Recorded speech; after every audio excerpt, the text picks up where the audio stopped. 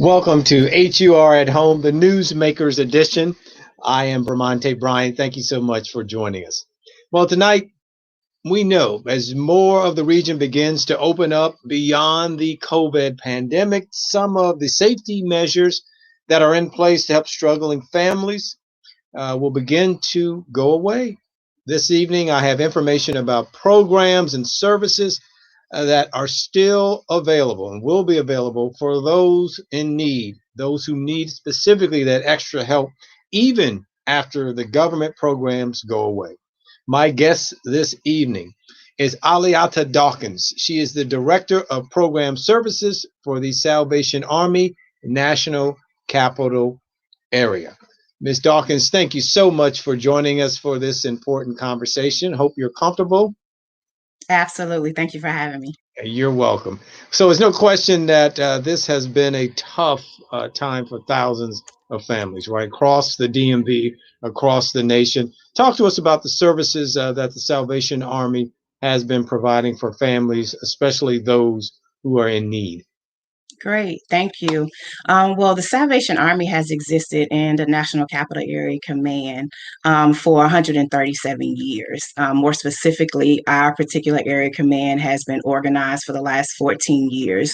And so our services are provided through DC, Prince George's County in Maryland, Montgomery County, as well as Arlington, Alexandria, Fairfax, and about 4 other programs in the Washington, DC area itself. And so we've been providing services to individuals and families in need, whether it's homeless families who are seeking transitional housing or independent supportive housing, up to those individuals who are moving forward with their recovery. We have everything from direct services and emergency assistance programs to residential programs, as well as core children's programs and a variety of music programs, which the Salvation Army is really known for. How many folks, Ms. Dawkins, know about all of those programs that the Salvation Army has? Because I think a lot of people look at the Salvation Army as, okay, kind of Salvation Army, goodwill, you can come, donate things, or during Christmas time, someone's ringing the bell. But when you just laid out all of those programs that are available, do most folks know that the Salvation offers those programs? Unfortunately, they do not. I happen to be, before coming to the Salvation Army, one of those individuals who were only familiar with the thrift store, who was familiar with the Red Kettle campaign. Those are the kettles that you see during the holiday season, and then Angel Tree. That is our nationwide program that supports families in need for the holiday season. But most people are not familiar that we provide day-to-day emergency services where we assist with everything from birth certificates, burial assistance, which has become a huge program for us during COVID, the pandemic and COVID-19, in addition to providing utility assistance. We work with some of the largest vendors in this area where we have corporate partnerships with WSSC in Maryland. We work with Washington Gas through the Washington Area Fuel Fund. We work with Pepco, as well as a variety of other programs to provide food to individuals in the community and to assist them with utilities and rental assistance. It's fascinating when you mentioned that you work with folks with burial assistance, because I was just reading, I think today, even in the state of New York, there's still like bodies that they have housed right in cooler areas because either they haven't been claimed or they haven't been able to bury folks. What is that like when you work with folks with burial services? Is it for those who can't afford to bury their loved ones, or just talk a little bit about that? How does that work? It's a very compassionate process to be able to meet the need or work with individuals who are going through a loss, and to be able to sit with them and provide case management services for them to be able to connect, A to B and then B to C. When you are encountering trauma or emergency and you're still dealing with the disbelief of your loved one not being there with you, our staff is trained and ready to provide that support. So we partner with the Department of Human Services to be able to provide burial assistance. We work with several funeral service agencies throughout the DC metropolitan area to provide one-time assistance, specifically for those in DC, to be able to support them, to be able to bury their loved ones. What we're seeing, what you've just explained, that's happening in New York. Many families are coming in with weeks and weeks of dates out before they'll even be able to get the services. And so those services are not free. They have to hold their loved one in a refrigerated capacity. And so they do have to be able to pay that income. And so we're just grateful that we have been able to provide some support and some assistance. And we just recently increased that assistance to be able to support, because we've seen probably a 50% spike in those requests. Wow. As I said at the top of the discussion, some of those safety nets that we're talking about now and some of those that we've already talked about that have been in place will be going away, right? Mhm. Especially the moratoriums on evictions and utility services. Talk about the reality of that and what the Salvation Army is doing to help. I know you mentioned that a little bit at the top, but once that reality hits, I'm sure that Salvation Army is going to be inundated with requests for help. Yeah. And that's one of the main reasons that I'm out here speaking tonight, is that we don't want families to wait until the moratoriums are Mhm. lifted. We know that some of our counterparts, for instance, like Washington Gases, are starting to do disconnect notices. Mm. WSSC will start to utilize late fees. Well, no disconnect notice. We're grateful for that. But eventually, landlords will not be able to continue their businesses if individuals are not able to pay. And so we are really trying to push the knowledge that we have funds available. DC Stay, which is the federal program within the District of Columbia, is open and available now. We're supporting that program. And so we really want families to come out. But I think the most important thing that people don't realize, and they don't seek to come to our services, is because Salvation Army traditionally is usually providing support to individuals who fall in the 200% federal poverty guideline area. But over recently, we've definitely updated our eligibility criteria. Now families making 80% of AMI, which we know here in the Washington, D.C. metro area, is on average a family of four making $126,000. We have adjusted our eligibility requirements to help those families, and we've definitely seen the impact of need grow. It's those families that we need to help, our working class that may slip below the poverty levels, that we really want to help capture and help assist them. And so I'm out here pleading to get people in our offices to call, to go on our website, to say, don't wait until the moratoriums, because these funds will be utilized. They will not be around for long. And so if you have the opportunity to use them now and get ahead of the game, we definitely encourage everyone to do so. Now, one of the challenges, and you probably hear this uh, and is heard often, is for the people who are trying to need help getting through the process, right? Mhm. And they feel like Yes. the process can be cumbersome and daunting. Discuss the process for getting help. What do people need to do to get the help that you're talking about?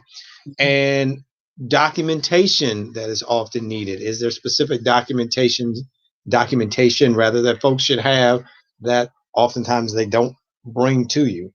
Yeah, absolutely. We've tried to make it very, very easy since the pandemic. We know everything is virtual services. And so we have in kind put all of our services on our website at salvationarmynca.org/get help. And for most of the programs you will need your ID. You will need a ledger if it's the rent or mortgage that needs to be paid. You'll need a copy of your utility bill, a disconnect notice. And for the most part, since some of the government agencies have not opened up, we've made being able to get approved for services a lot easier, including with the District of Columbia. Now families are able to self-certify over income if they can't get their pay stubs from their employer because their employer is no longer operating the business they once were. And so we just ask people to call us to get assistance, to not sit there and be in need and think they might not qualify. Because what we're finding is those individuals, because someone has some type of COVID related emergency, that we're able to qualify them for these programs. And so we're working our best to make it as easy as possible. All of our staff are trained. We understand that, particularly in the District of Columbia, there's a digital divide. Everyone does not have equal access to internet services or the capabilities to increase it where it's operating at its maximum capacity. And so we've outfitted our offices with tablets and supportive staff who will be able to help them create email addresses, apply for these various programs. And so we're really, really eager and excited to be able to support in this way and to be able to kind of share the Salvation Army in our platform in terms of being able to do the most good in the community in which we're working in. And it sounds like the Salvation Army, you have to be up to speed on all of the changes, all of the digital changes in terms of social media and how to communicate with people. Just in hearing what you're saying, and it's fascinating when you said we help them get email addresses. So you're actually seeing people who don't have the communication tool, not only the hardware, right, but even email to be able to go through the process that you need to do now, because almost everything is paperless, right? Almost everything is paperless. And I think that is the transition, is that I believe during this pandemic, my team and I, as well as our core officers throughout the DC metropolitan area, have really stepped into that place where there was a gap in being able to provide the linkage from the consumer to the utility program or the support they needed. We've definitely seen that with our seniors in the District of Columbia. We do operate a senior brown bag program if there's families in need. Our Sherman Corps office right there in Northwest, as well as our Solomon G. Brown east of the river, will connect you and deliver food to our seniors, our homebound seniors. And so we're really, really trying to meet our families and listen to what our consumers are saying. Even right now, we're already starting our plans for Christmas. We want to be able to support as many families as possible, even in the midst of COVID, even with a significant 75% reduction in volunteers. Last year, we were able to have a very COVID safe Christmas, and we provided almost 12,000 families with toys throughout our area. And so we're really gearing that up again to really be able to support families, because we know these moratoriums will be removed at some point in time, and we want to be able to assist those families in need. Ms. Dawkins, how about those who are non-English speaking? Is there a way for them to come in and apply for services where, if they aren't able to speak English, that Salvation Army could possibly help them in some way?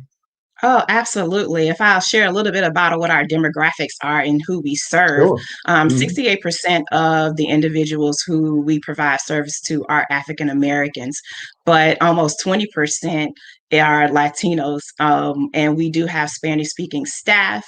We have Spanish speaking core that is in our Arlington area. We almost have a Spanish speaking staff at every site, or that we have such a continuum of care amongst our core agencies and our various cores that, one staff member can help another staff member. We have a very thriving landmark core that operates out of our Fairfax County office that specifically caters to our Asian population. And so we are a multicultural agency that is providing services throughout the DMV, and right here in Prince George's County. Our Prince George's core is located in Hyattsville. And so that is a large Latino population. And so we do try to provide services to those in need. And if we find ourselves dealing with a consumer who has a language barrier, we do have access to the language line to be able to support them. Excellent, excellent. Well, as we come to a close, we know that for the Salvation Army to do what it does, 24/7, right? It needs donations. It needs volunteers to really go forward in its mission. Talk to us, if you can, in these last few moments, how people can help Salvation Army continue its mission. Absolutely. You can find the link to Salvation Army anywhere. Again, specifically donating for the DC metropolitan region. We want to Army NCA.org /donate to be able to provide services. I think it's important for your viewing audience to know that 89% of every dollar donated stays in the community that it was donated. So if you're giving in DC, 89 cents of that dollar is going to stay in DC. We're always looking for volunteers, as I just mentioned. Our Angel Tree effort, which we provide toys, always needs help. We'll be gearing that up to get started in October. We additionally have a Great Patrol program that goes out 365 days that provides food to our homeless neighbors who are right on the streets. And so all you need to do is just go to our website or Google National Capital Area Command for the Salvation Army, and we'll be able to connect you with a service, whether you are someone who wants to donate, volunteer, or if someone you know is a family in need, we'll be there to help you.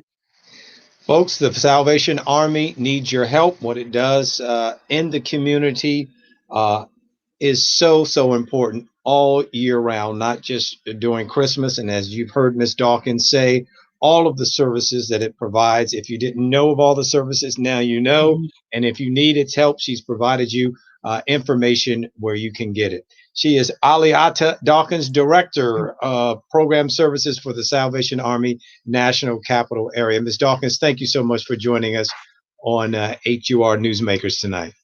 Thank you so much for having me.